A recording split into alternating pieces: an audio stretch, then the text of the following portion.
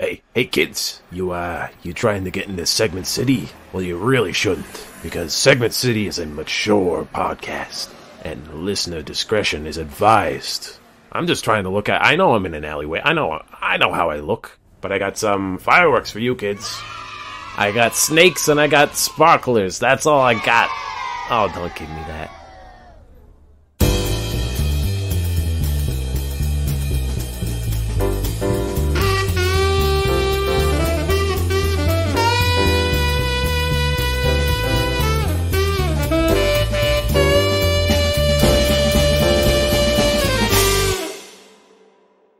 I'm going to say from the top of the podcast that I made a rookie mistake this weekend.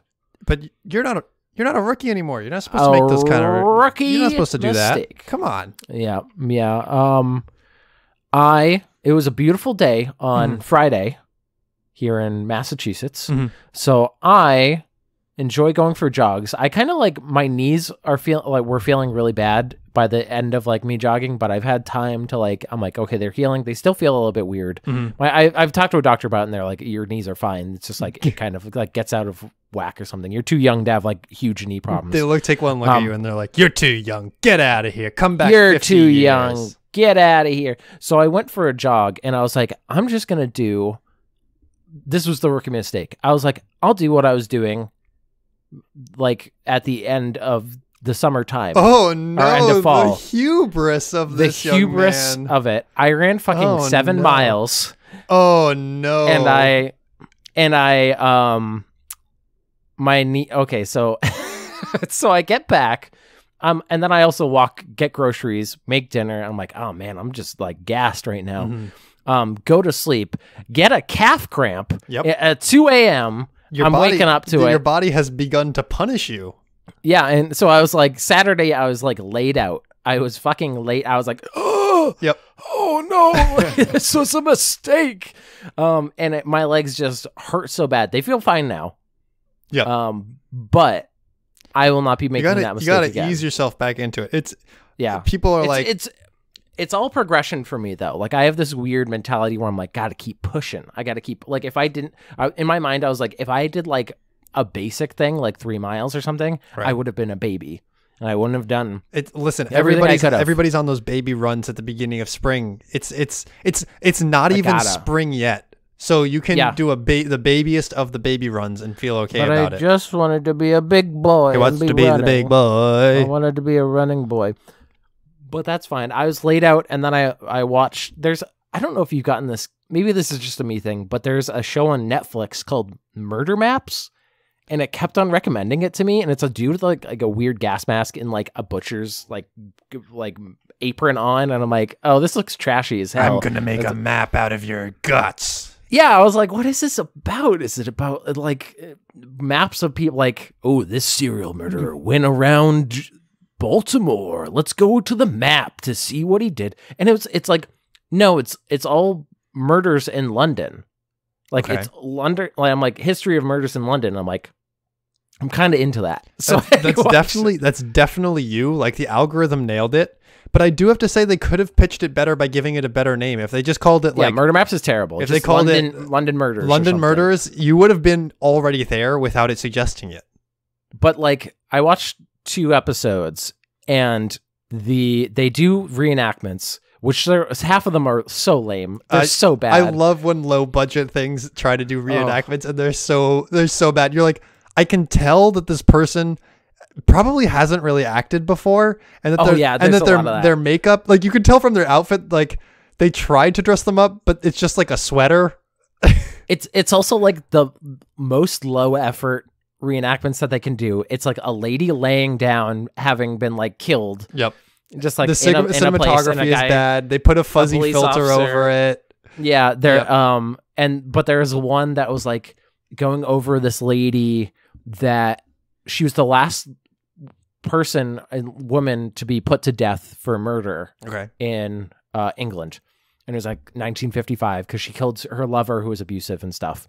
And all the reenactments were this lady who was trying to get her like off of death row, like signature.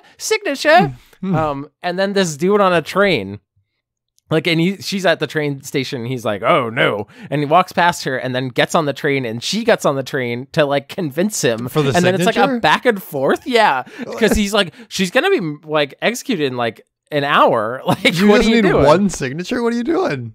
Yeah, she was like, I'm not going to make it, but, like, I want to convince you, basically. And that was the whole reenactment. I was like, doing a reenactment of the lady killing the guy. Right. Like, that's what I want to see. No, and this is the juiciest part of the story. Oh, maybe she had her reasons then. Like, that's how and I was like, oh, God damn it. But, like, there's also, they cut to, like, the narrator, and he's in a library. He's just pulling books. Like, they're just, like, look he's just like pulling you're doing books. stuff. He's flipping pages. Yeah. And he's the most, like, intense and, like, emotionally driven British man I've ever seen, where he has this, like, gray hair, white beard, and he's just like, and she was beaten by her lover. And then, and staring into the camera, just like, she had her reasons, but was she a woman pushed too far? I think you might be the murderer. I think, and for like 5 minutes, like monologuing, and I'm like, cut to anything, still images. I don't want to stare into this man's eyes any longer. As he's just like, yes, and then she pulled the trigger, and it was the last thing he saw was his former lover, and you're just like, okay, Thank you. Do a flash of light to show, like, do a clip art of somebody with a gun, flash a light. I've seen enough of this reason shit. that David Attenborough solo in a studio isn't what is filmed for Planet Earth. He's just, you need something over it. The subject matter needs to be displayed on the screen. But that's also the amusing part to me, and why I'm probably going to watch, like, at least a little bit more. I want to see how this guy's character develops. I want to see this fellow just stare at me as he monologues with such passion of just like, and he killed women during the World War II Blitz, and you're just like, do tell. Do tell. It's like, it's a goofy thing, but that's what you got to go when you're at Segment City. Welcome to Segment City, everybody. People. Good job. We went 6 minutes less and murders. 6 minutes without saying the name of the podcast. That's really good. That's maybe a record. Segment maybe City. Segmento. SEGMENTCITY.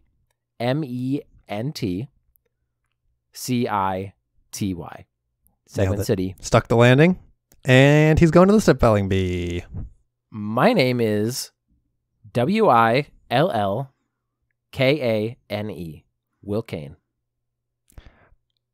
I don't want to spell my own name. That's not even a good goof. It's not even a good goof. Like it's fine with my name because I have a short name. I'm the boy who doesn't know how to spell Theo Sapakos. DORE. Nailed it. Theodore. This isn't even. We need to move on. People are sick of spelling. I don't know what this gremlin energy that we're just waving my arms right now. I'm the spelling gremlin. I come to haunt you and spell things. And it's me, his best friend, the segment goblin, and I have segments galore, as we do every week. Some are new, some are reoccurring. Let me pull one out of my bag. Oh, what is this? This guy's gross. He's not wearing any clothes. He's just a little gremlin. Don't look at my little gremlin pee-pee. I'm looking right at it, and it's weird. He said don't look at it, and then immediately pointed at it. Don't look at it. Ooh. Don't notice the little jig I'm doing. He's dancing around. He's doing a little jig. It's hard not to notice. Oh, I'm gonna turn around and show off my little boot. He's got a little fanny. Well, I'm done with this little goblin character. But he's gonna. Oh, what did he have in his little pack? But a Will asks,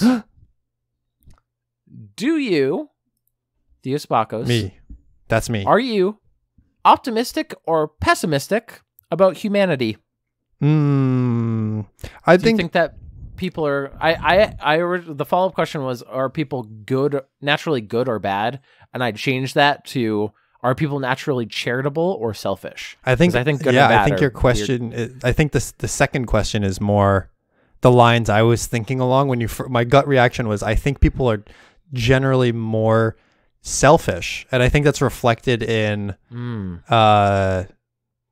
just the world at large. I mean, I'm a pretty optimistic person by nature. The one area I have a real hard time being optimistic in is the environment. I have a really, really hard time being optimistic that we're going to get out of this climate crisis in a meaningful way and in a timely manner. It feels like nothing's happening and things just continue to get worse and we're going to get fucked by it. I 100% agree. I think there's like that quote from Men in Black of like, people are smart. Or no, a person is smart. People are dumb, panicky animals. I think I think people, like a person, is charitable. I think in our general society, almost 100% of our big organizations are in some way corrupt and selfish. Mostly corporations. When you talk about corporations or governments or any large group of individuals, right? Yeah, you get to like once you abstract culpability to a group and you can't pinpoint to a single person, then you get into trouble where individuals start acting reckless because they know they're not individually at fault. Yeah, or you start like everybody prays at the altar of money, of capitalism, like, right? You gotta like it's always like, where does the buck stop? Yep. And it ends at shareholders, right? And like CEOs and things like that. But CEOs are just trying to make things for the shareholders, right? Who invested into it. I think that people are not like. I think there's a certain level of, I think, justifiable selfishness that a person can have. There's no such thing as it. Like, if you try to imagine the ultimate charitable person, that person would have literally nothing because they would give away all their stuff. They would live it in like the barest things to keep themselves alive so that they could keep giving to other people. Right. Yeah. And that person is not going to be at the head of society. Right. They're going to be, whereas the people who are, I think everybody has justifiable selfishness. I'm going to treat myself because that's how we survive. It's like, how much can you selfish to survive? Right. And I think it's hard to beat the system, right? It's like you can do everything yourself correctly and in a meaningful or with the intention of helping people out and helping, better the world, and people can just still fuck around all around you and your contribution can be negligible. Yeah. It's like, our generation, especially, I felt like we're born into this like collective action problem where like the momentum is all in the wrong direction and it's just a struggle to reverse that. And I mean, I think that every generation has their own struggle. Like I was listening to another podcast about the development of the nuclear powers in the world and how, we were born into a world where the like nuclear threat exists, but like it's kind of an abstract thought. But our parents' generation was born experienced a time when like there were nuclear drills in school where like they went through like the definitive possibility of a nuclear war breaking out. Like that doesn't seem like a reality for us. That doesn't really feel like the defense was go underneath your small desk. Yeah, right. Exactly. Like right. Duck and cover. Right. You'll die underneath a desk in your school. So to some degree, I try to keep perspective and be like, every generation sort of has its problem that it needs to has to solve. It just feels like ours, and especially, is one that is like, if we don't solve this, all of humanity is boned. Yeah, there's so many studies of that. We have the highest depression rates. We have the highest like pessimism rates. We have the lowest job, like all that. Like a lot of us are unemployed, and there's a lot of like wage stagnation. Like there's so many issues that I think have come up because people were kind of allowed to be selfish for so long, and those people are still kind of in power. And so hopefully the next generation to come up are like a little bit better about like, hey, let's all help each other. Yeah. I just being indoors because of COVID. People are going to listen to this in the future and be like, COVID times. Back in the day, but just like viewing humanity through kind of a little keyhole, and you just kind of take everything and you're like, this is not good. I don't like how this is going. Right. Because you have less of a, I don't know, less of my day is taken up by like mundane things, and now it's like, me and my thoughts, or like creating my own mundane things, like exercising and stuff. I know what you mean. Yeah, trying to find ways to make your time feel meaningful is definitely a struggle. It does feel like to some degree I think that we're especially being hit by like the winter blues, and like we're really looking forward to coming out into spring. But it does feel like not being able to go out. I mean, because of COVID, socializing became a seasonal event. This winter, socializing was non-existent because of COVID. Like winter plus COVID equals not seeing people. Like, that's what that means, right? And I was trying to keep in mind that like not all winters suck. Like, winters suck kind of, but you can still see people on weekends and make it more worth your time and like do things. It's just this winter in particular is like every week is the same. Every weekend is the same. You don't know why you wait for the weekend, because the weekend is a blip and it's not any different. And you just like go back to doing your week. Yeah. You lay in bed. Right. And you watch murder maps. It's okay. It's like somehow like only having 2 out of 7 days to yourself feels like way too little. But at the same time, my 2 days that I have to myself, I don't do anything with them. So it's like both not enough time, and I don't know what I'm doing with my time. Don't tell that to our capitalist overlords, or they'll have they'll take away a day. Quick, wipe the tapes. There's so many things that it's like back in the 50s, they're like, we're going to have a 4-day week. Like you can, and based on like, you could have a 4-day week. That's something that people are actually pushing for. But it's like it feels so weird to like, but what would I do with that extra day? I would really love to work 4 10-hour days and have 3 days to myself. Like, I don't know. Working 10 hours when you put into perspective is 9 to 7, which like doesn't even feel that unreasonable. And in a lot of days, like on a busy day, I'll work that, maybe more. And like, and then you work that 5th day because that's the expectation.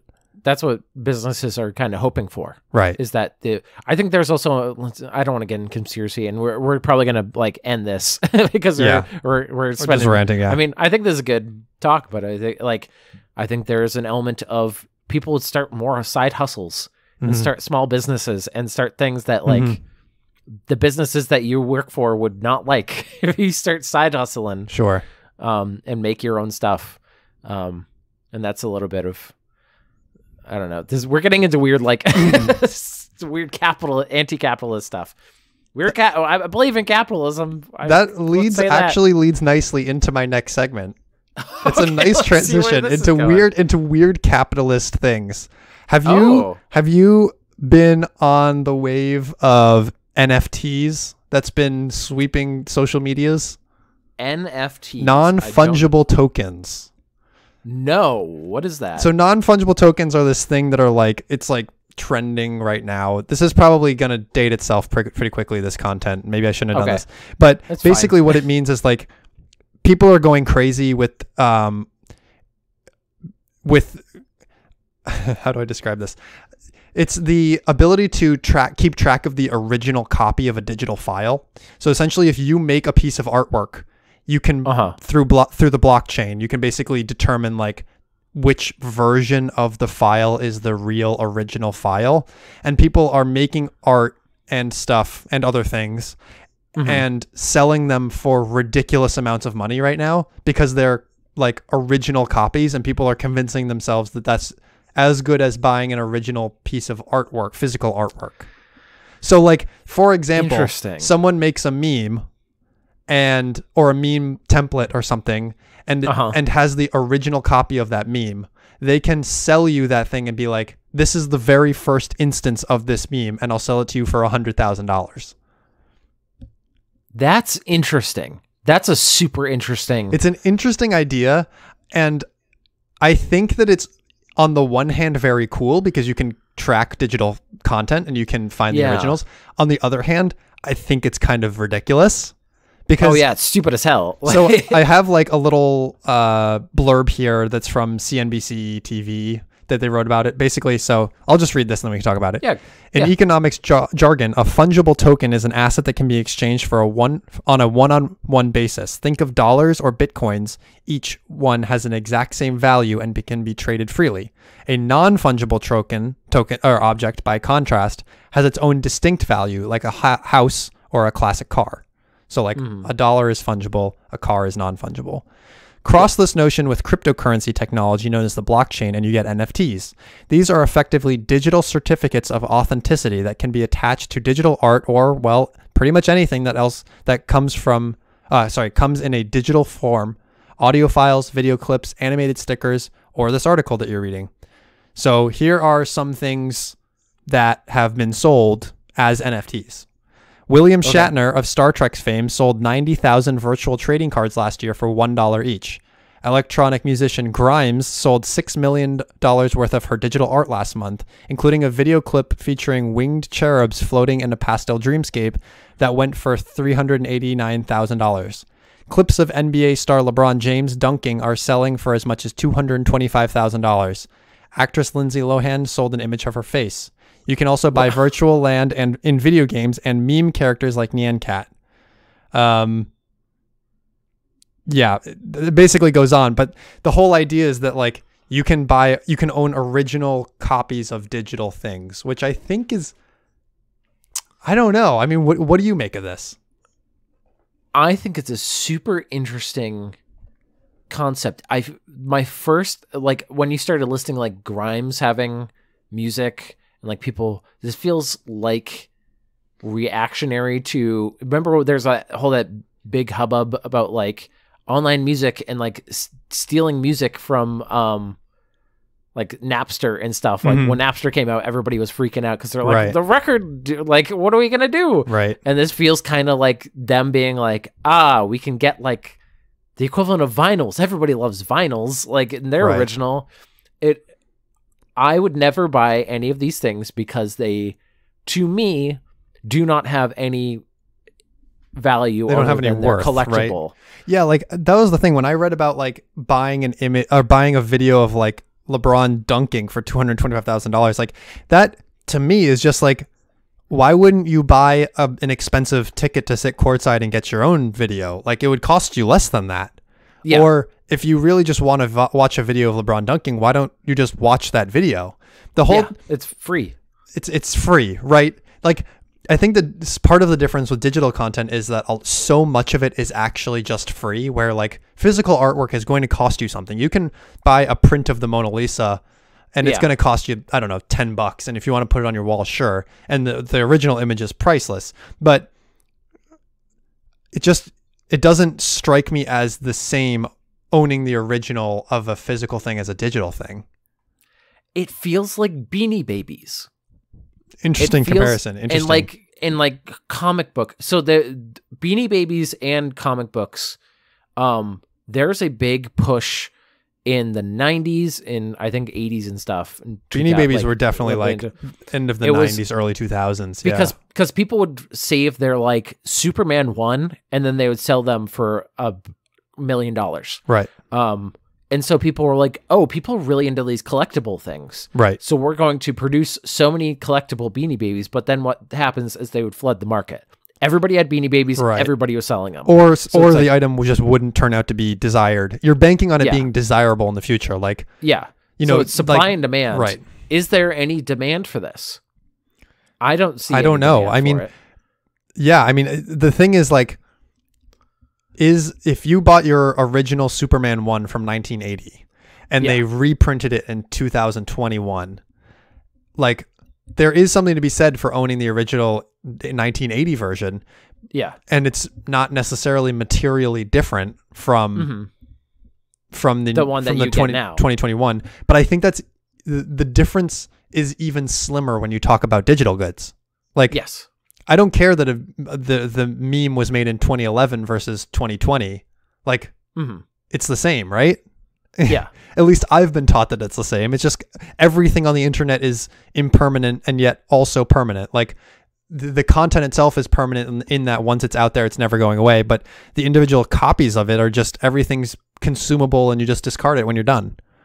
Did they say who these people were that bought these things for like $200,000? No, but I mean, this kind of stuff is selling like left and right. Like these aren't unique. These are just examples. Like I think an interesting part of this is they mentioned Grimes specifically, and Elon has been like pushing these NFTs as like a meme, but his followers of course are like, oh my God, Elon's in on NFTs, like gotta get on it. But of course, like he has a vested interest. He's dating crimes. Like, yeah, he has an interest in making these things valuable for his own benefit. So it's a meme, but it's a meme that's making him money. Yeah, it's not like insider trading, but it's kind of like insider trading. Well, it's insider trading in that, like, he has the popularity to affect market trends. So when he recognizes that he can make money off of it, he can just like throw his weight behind something. It's nuts. Every good, so that, like, I followed some of the loot box things. Yep. And one of the arguments made is that, one, you don't know what you're getting. Right. And two, they don't have any there's no intrinsic value, right? To a skin in like Overwatch. Sure. But like, if you could sell it, what is the value? Right. Then? The problem, like, part of the problem with it was that you existed within the ecosystem that you bought the skin, and you had no power to then get extract any value out of it. Yeah. Right. Because account selling it's bannable, and there's no marketplace in which you can resell these things for anything. It's like, if you compare it to artwork, the reason artwork is like the originals are so sought after is because it is an expression of person and an expertise, and like there's humanity in the actual physical thing that they spent time on. Whereas a printout, you don't see every individual brushstroke and stuff. You're not getting that with a meme. Right. There's no we're in a buy, like there's no seller's market for memes. Right. It's what does like, it mean to own like the original Success Kid format? Like it doesn't mean anything. It's literally worthless. Like right. it's they're attributing worth to something that is in such abundance, right, that I don't know who the market is for this. The thing is that as we talk about how kind of goofy this is, I can see this being a whole ass thing in the future. Like, this really feels like NFTs are here to stay. Really? You started out by saying that I don't know if this is going to last. Yeah, but I mean, like, when you talk about you brought up the kind of pushback, the solution that this technology provides for something like Napster, right? Like, yeah. I could totally see something like Apple being like, we're going full blockchain, and now individual copies of our songs that we sell to you can be tracked with a unique identifier, and like no one can pirate anything now. Like, piracy is over in that world, right? That's an interesting. I don't know if piracy. I think if hackers and kind of people on the internet has shown anything, then you can break anything. Right. Like, I remember that was a line that in high school I had a teacher that was like, the only computer that is actually secure would be in Antarctica, not connected to the internet, right, in a locked vault that no one knows about. Literally any other computer can be broken. Right. Because that's just how they work. So I think you could, like, blockchains are weird because it's like they're technically supposed to be like unique. Mm-hmm. I don't like. Yeah, I could see like iTunes or something, but I think there would be so much blowback. I don't know, but I don't know if there would be like people, like normies wouldn't understand it. They'd just go, "Is that like a patent?" Like, right. I don't know that there would be blowback, and if there was blowback, it would be from a community that was trying to steal from them. Like, yeah, I don't know. Anyways, I think it's interesting. It is very interesting. It's interesting. It's also like something that I would never, ever in a million years ever put money down on. Like, no, not at all. I think the counterpoint is that there's no value to the buyer to invest in this. Mm-hmm. I think from the seller's point of view, there's a ton of interest. Right. Whether people because there's going to be, I think something like a Spotify would get, if iTunes came out and said, like, Apple came out and was like, we're doing blockchain, everything's going to be owned by us. I think Spotify would like get some cred. I'm not like, or some other music thing. I don't want to be like, Spotify's the best one. But like, there would be another service that was like, cool, we don't do that, and it's all free. Like, I mean, the other part of it is that digital goods are going the way of like, you don't end up owning anything, right? Like, I haven't bought music in like 10 years because there's been no need to. There's all these video game subscriptions that are coming out. There are, Netflix is now a thing. Now you don't buy movies. You don't own anything. You just pay to watch them, right? It's the same. That's a big concern for people. People. Right. So it's kind of interesting that this solution for owning digital goods is coming out as the market trend is pushing towards just why would you want to own anything? But I feel like for a lot of people, like people who collect games and DVDs, like things that you can get digitally, they have the fear that the service is going to be gone and immediately take everything they bought out with it. Like if Steam just was like, hey, we're done. Right. Or, like people would be like, what? And I've invested thousands and thousands of dollars in this. It would be gone in a flash. They would have to have some way of like, there would be such a big, huge legal obligation. But that's the thing of having a physical thing is that they're not going to come to your house and break the disc. Like you still have it. Whereas with this, they could still do that. Of like if Steam did the blockchain, they could still be like, we're done. Like no more. There's no actual safety to it. Right. Yeah. So that's just kind of a thing to think about. I don't know. Anyways, food for thought. Anyways, well now we have some delicious food in the waiting area of Fun Employment. We're Please take a seat in the waiting room. We're gonna play a game called Fun Employment. This is a party game that I just own, and we we use it as a use it as an improv game and not necessarily how you actually play the game when you have multiple people. So what we're going to be doing is one of us is going to be the interviewer. The other person is going to be the interviewee. And the interviewee has to guess what job they're interviewing for. Once again, I'm just using they have a bunch of wacky cards for Fun Employment. This is not actually how you play Fun Employment, but this is an improv game like that people do. So do you want to be the interviewer or the interviewee first? I'll be the interviewee first. Why not? Start off strong. Okay. So I have, I don't know what I'm going to be the interviewer. He's not going to know what he's going to be. I am going to provide him though, with 2 attributes. This is a new thing that I'm going to be doing. Okay. Because they're attribute cards. So I think it'll just be fun. And if you want to play that into your thing, I don't know what the attributes are for Okay. me. Do you want to know the attributes and me not knowing the attributes? So I would know the position and the 2 attributes? I would know the position, you would know the true attributes. Oh, so I'm trying to get okay. I don't know. It's more of just role sure. I'll know the attributes and right. That makes sense. Okay. Okay. So I'm not gonna look. These are your 2 attributes. I don't know if you can see them. Okay. I don't know what one of those. The one that's to my left. I don't know. I'll roll with it. No, the other one. I don't know what the other one. I don't know what that means. I'm gonna take a look at it and see if I can explain it to you. Vegan underwear.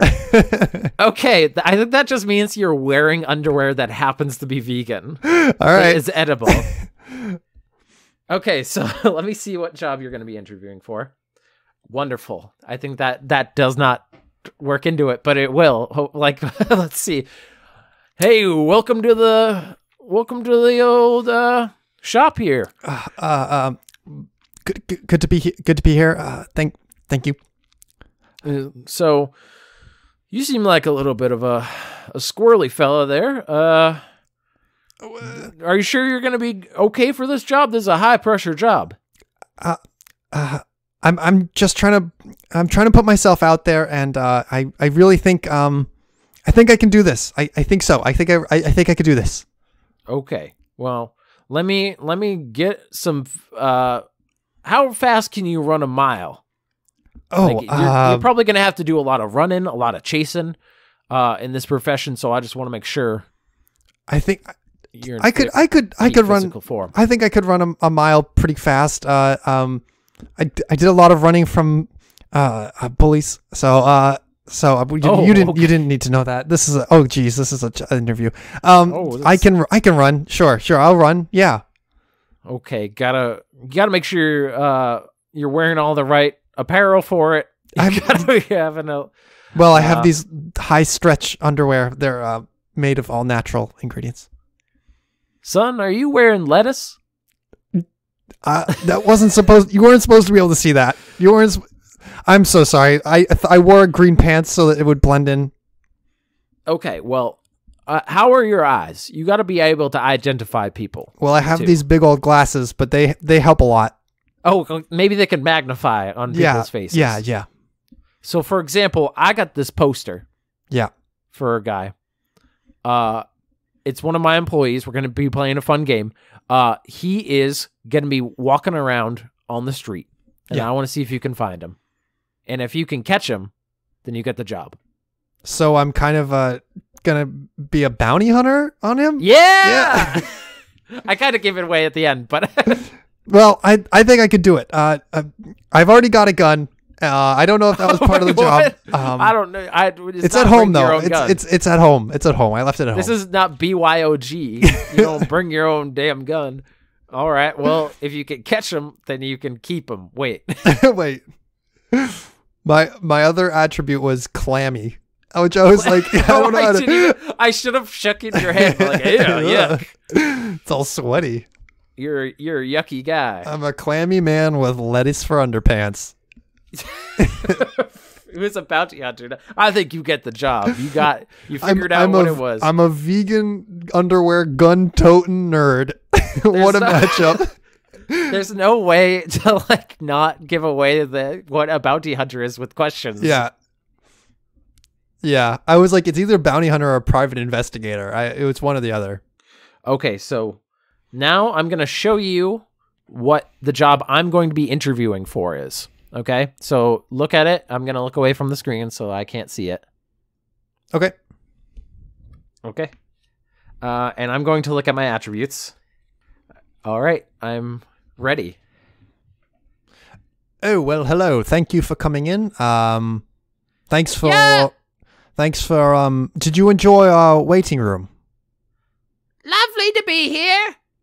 So you found it was a good atmosphere. I found it was a what?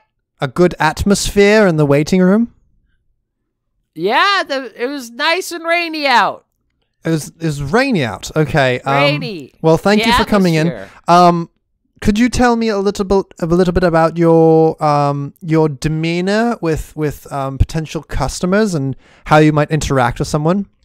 Oh, yep, of course. I got people say I'm a little bit loud, a little bit abrasive, but people don't mind that much. Not anyone, not Mr. Fluffers, not Mittens, not Gerald. Those don't really mind. But I think I got, other than the fact that my husband left me, I think I get along with people real good. Well, all right. That's fine. It sounds like maybe you're experienced with having sort of a one-sided conversation. Does that sound right?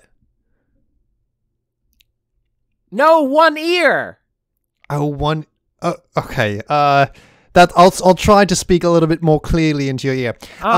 So when was the last time? You've had sort of an operation or anything like that? Last time I had an operation? Yes, that's right. They tried to work on the other ear. It didn't work out. It made me more deaf in that ear. So do you have ringing in your ears? No, I don't have any rings. I told you I'm divorced. Oh, okay. Well, I'm not trying to come on to you. Don't get any ideas here. Okay. So, what sort of regimen do you have in the evening for maintaining your health? Well, I do a few squats while watching Jeopardy. Oh, okay. And then I have to walk around, fill all the bowls. I was more referring to in the morning and before you go to bed. Okay, I don't know if it's morning because I have thick blinds and bedtime. I don't know. I just kind of fall asleep. Right. Okay. Is this a morning and night position?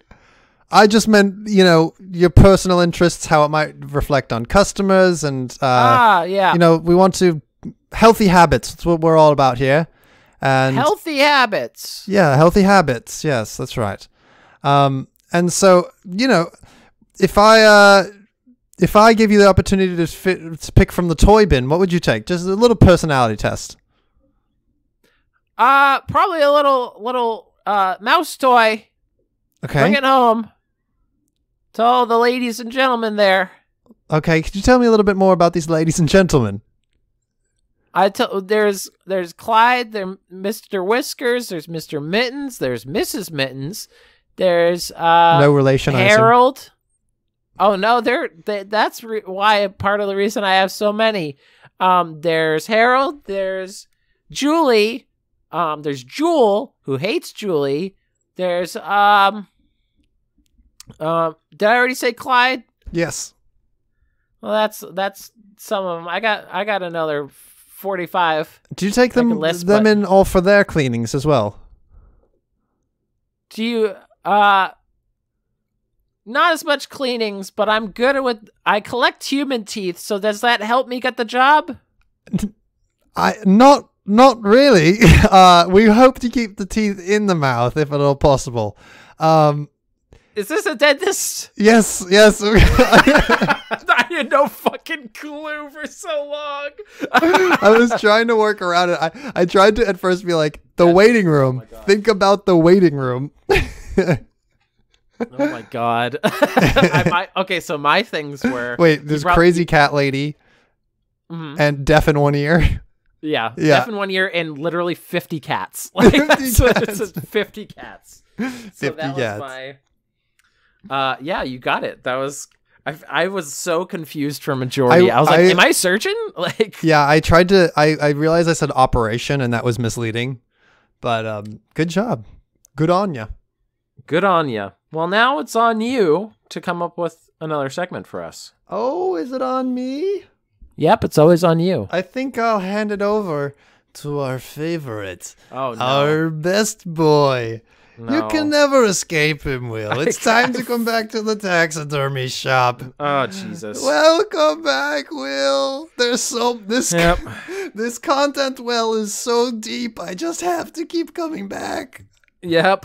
Okay, that's deep in this well. I keep coming. You keep kidnapping me. What happened to Mr. Whiskers? You just keep waking up in this shop. I just want you to buy something. What? It's like the Skyrim opener. Good, you're awake. Good, you're awake. Ah, God damn it! Not Time again. to buy something. All right. This week on Taxidermy Shop, we have Vampire Hamster Taxidermy, Big Mean Hamster Harassing Tiny Mouse Taxidermy. What the fuck? I want to. Okay, every week. You tell me about these things, and I have to envision them in my mind because I cannot physically. Oh, you'll never be able to guess what this one is. I know what I mean. But I want to see. I want to see a big hamster harassing a mouse with his vampire fangs. He's a big mean boy. He's very mean and he's very harassing. Before we get into the description, Go ahead. They missed. I know this is probably cliche in the taxidermy industry. But a bat. Why a hamster? Other than the cuteness factor. I think maybe it's harder to get your hands on a bat. I guess, but it's also like what arrows are also harassing mice. If this is your whole ass hobby, like maybe you can source a bat. Yeah, you could probably get it. I don't think bats are like fucking bald eagles. Like, you could get something. Ultra rare star. They're not, I think you could just get a bat. Vampire hamster taxidermy. Big mean hamster harassing tiny mouse taxidermy. Condition is quote unquote new. Hamsters and mice are not that different in size. How is he so big and mean and this one's so small? Taxidermy vampire monster. Angry hamster with fangs being mean to a tiny white taxidermy mouse. Vampire grandpa. Don't bully the little guy. What the fuck? Okay. All right. I saw you were about to take a drink of water and had to immediately stop as soon as I said vampire grandpa. Vampire grandpa. What? They bit me when I was 89 years old, the bastards. I've had a rough time chasing those young whippersnappers down, but I'm still young and spry at heart. They're not the hamster, this grandpa hamster, this mouse's elder by many years, is not drinking his blood apparently. He's like giving him wedgies. He's bullying him. Don't bully the little guy. Give me your lunch money. My lunch is going to be you later, but I had this hamster without arms or legs, and he was very angry about that. Okay. Stop. I'm trying to take a drink. Every time I try to take a drink, you say something fucking wild. No arms, no legs. You've never seen a hamster without arms or legs? You'd be angry too. Is he fucking Anakin at the end of Revenge of the Sith? Just like, no arms, no... Don't try it. Darth Vader suit. I have the high ground. You underestimate my power, little mouse. He was very angry about that, so I gave him an angry face. Then very rightfully so. Then I added vampire fangs to make him more menacing. I then attached one hamster arm and one muscle man style doll arm. What the fuck? Wait, so he has one big beefy arm. This guy has gone full Sid from Toy Story. Yeah. Yeah. I'm just thinking of the baby head one with the arm, or there's one with legs. I forget the specifics, but I'm envisioning. Okay, I'm closing my eyes.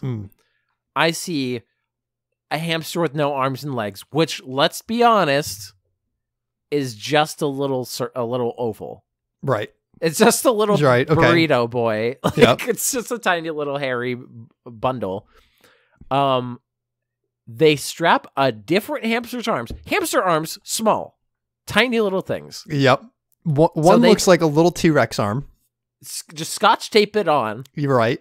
To this big, apparently very big hamster. Right. And then goes, I don't have it. Apparently they had a single hamster arm. Yes, and a single muscle man arm. And they just said, like, G.I. Joe. It would be weird if it didn't have two arms. What would make this not weird? Oh, G.I. Joe arm. That would be great. And then it's like, Daddy, where's the other arm? You have to let me get through the description because you're only picturing his upper half. Oh, fuck. Oh, God, no. Okay, keep going. Oh, he's going to have like one leg. He's affixed to some vintage doll legs with jaunty black shiny boots painted on.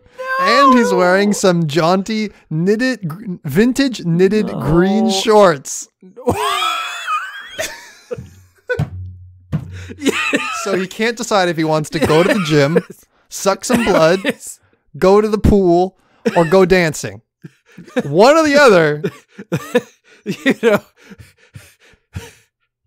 these boots were made for walking. That's just what they'll do. These boots were made walk over a mouse. These boots were made for harassing. I remember in Dracula when he's coming down the stairs for the first time and all Harker sees is just fucking the boots, these big old boots, and then he sees the knit green shorts. Yep. The muscle shorts, and then the vampire fangs. And he's like, "Hello, welcome to me." He's like, "I'm out. I don't care what you're trying to sell real estate. I don't care. Will you let me finish this? Here we go." Too many jokes. Too dense with jokes. He's harassing / bullying / capturing a very small white mouse who, as you can see, is trying to escape. He is in much distress. This piece can be seen as a statement against bullying. Don't harass the little guy. Or it's a vampire hamster with the fashion sense of an old man who's just caught himself a snack. Okay, wait, they said he has the fashion sense of an old man. Everyone will love it. And he has human / doll legs. Because why not? Okay, okay. The authority of an artist, we were talking about art earlier. There's, there's sometimes a blue curtain is a blue curtain. So like sometimes there is meaning behind things. Sometimes they're not. I've never heard of it's this or it's a statement against bullying or whatever. It can be what it's like. You could dictate that. You're the person who made it. So stupid. It's time to start the bidding. It's time to pay up. Come this is forward into the light and give me your cash, your hard-earned cash. Like last time you did this. Yes. Last time you kidnapped me. I would genuinely, if I saw an image of it, I think there would be a momentary blip of, I want it. Gimme. I want it. But how much do I think it's worth? How much Will Kane would bid on this? I would say probably like an okay amount of money. I think the max I would ever go to would be... Keep in mind, it only has one hamster arm. But that's the fun of it. Like, to be honest, I'm there for the muscle man parts. The goofiness is why I would get this. I think Will Kane would possibly, the max I would ever go, $150. That's me. How much it's actually worth? I'm gonna say, okay, but I feel like there's an inverse correlation to how much I want a thing. Because the things I said, these are bad and nobody want this, have been $1,000. The things that I'm like, you could actually go and you're like, you're overshooting it. I'm going to say that this is going to be sold for $200. Will's getting all happy with his stimulus money and going to drop the fat check. Stop. Don't neg me. If I get it wrong, you're like, oh, he's so dummy. He thinks poor Will over here. Will, the final price of this item. Buy it now for $68. $68? I can get it for $68? That's Send right. me that fucking eBay link. I'm sending you the link, baby. I want to see it. I want to take a look. I want to just take... I almost sent it to someone else because my chat window was open. Oh, that would have been just out of the blue receiving just drop that in chat. Hamster. Like, hey, baby, what's up? I think it's gonna be great to finally see. Oh my god! Well, you need to zoom in on those shorts because they're glorious, and you need to see them. Oh my god! Oh my god! Oh, go to our Twitter page to find this. I'll drop this link in there when we post the episode because it's so worth seeing. Oh my god, he looks like a child's little toy that the dog got to, ripped it up. The ears are all gross. They taped on 2 eyebrows that are in 2 different places. The and eyes 2 are fangs. all weird. And 2 fangs. And 2 fangs. The mouth looks so gross. He's carrying... Okay, this is a small mouse. This is a really tiny mouse. He's carrying it in the strong arm, has a foot in the arm. He's carrying it almost like a little baby. Right. Like that's how small it is compared to him. Then... He's also mean mugging to the camera. Yeah, the eyebrows are in angry. They're not at the same angle, though. It does look like somebody just kind of like threw across the room the little eyebrows, and then it kind of fit on there, like put a little glue on. I still really don't know where the 2 words vampire grandpa came from. I just need to know where I think it's the shorts and the boots that do the grandpa. Like, if you were to just crop out the hamster and just look at the shorts down, I guess that's grandpa with the shoes. I guess. I made the mistake of going like there is related. No, don't go to related. This is my treasure. This is my treasure trove of future content. Get out of there. Okay, abort. You're not allowed in there. I think we already talked about the fucking rat wallet, the mouse we may have, wallet.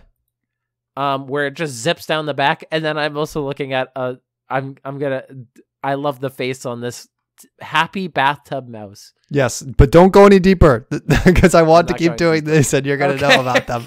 Okay. There's this. Okay. There. I got back to. So the other ones that I looked at were fine, and then you get back to this little fucker with his big head. It's so poorly done taxidermy. Holy actual shit. I just saw the anti right. I need to stop looking at this. All right, we got to move on. Dude. Close the link. We got to move on. Okay, yeah. Thank you for coming to my shop. I know you'll be back. We have so many good deals. I don't want to. You will be though. I don't want to be back. Well, that was terrifying. I'm glad I got out, but I have a feeling I'm going to be kidnapped again. I think this is going to be the amount of time I've woken up in that fucking basement. Well, you're always talking about you're always blabbering on about this basement and about taxidermy. I have no idea what you're talking about. I think you should seek medical help because you just keep blacking out and then waking up and talking about taxidermy and some bullshit about how great the deals are and little hamsters in grandpa outfits. I don't know what you're on about. Theo, I just realized I've never seen you in the same room as this guy. And every time I black out, it's when I'm hanging out with you. That doesn't... You've never seen me and the Queen of England in the same room either. Can you just do me a quick favor? Mm-hmm. You know Igor from Frankenstein? What hunch? Can you just do like a impression? Just like a quick kind of like gremlin like guy, probably a hunch. What are you talking about? I could never do that impression. Oh God. Okay. Okay, I gotta get out of here. We gotta end this. We gotta end the podcast. We gotta end it. Okay, so before I leave, get out of here because Theo is obviously the taxidermy man. Send us an email, segmentcitypodcast@gmail.com. Hit up our Twitter. We're actually tweeting at Segment City. I'll post the link to the taxidermy if you want to come the check taxidermy mouse. Hit up our YouTube, Segment City, and leave us a review, leave us a rating. We love seeing it. And it also helps us with metrics and stuff. Send it to a friend. We would love if you sent episodes to our friends. Even the one that was us reading a porno about ourselves. My brother was like, I don't think I've ever had the biggest mix of relief and wanting to want more. There's a whole range of emotions going on in there, isn't there? Of the mystery, the cliffhanger of that, mixed with thank God. Thank God. Thank God. I don't have to listen to my brother read smut about himself. So speaking of friends of the show. Oh yeah. Like to shout out Rachel Robinson. Thank you, Rachel. She does our intro music. She's wonderful. Thank you, Rachel. You've grown into the role after, haven't I? What, 90 episodes? Almost 90 episodes? I feel like I should show some legitimacy to my appreciation of Rachel. Putting up a fuss is not a good front when someone does something nice for you. No. Until next week when I start whining again. That was just kind of sounded like Waluigi falling. It was like baby Waluigi.